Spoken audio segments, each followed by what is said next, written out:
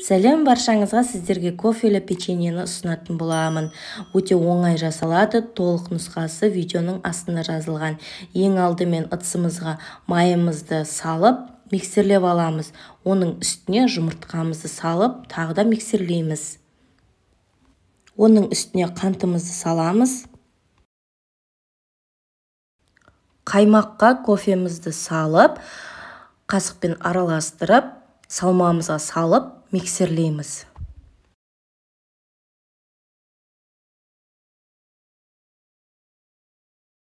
Әбден аралас болғаннан кейін үстіне какаомызды салып, миксерлейміз.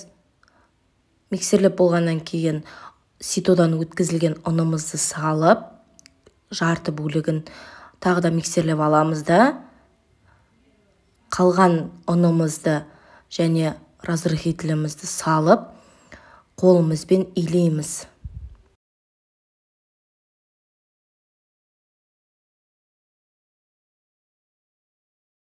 Осындай болып тесті шығады, бетін жауып, холодильникте 10 минут ұстай тұрамыз.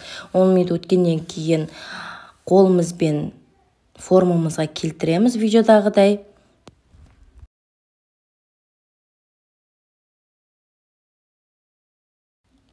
Пешімізді алдын ала қыздырып аламыз, 180 градуста 15 минут пісіріп аламыз. Сіздер де жасап көріңіздер, өте оңай, өте дәмді болып шықты. Ас болсын, сау болыңыздар.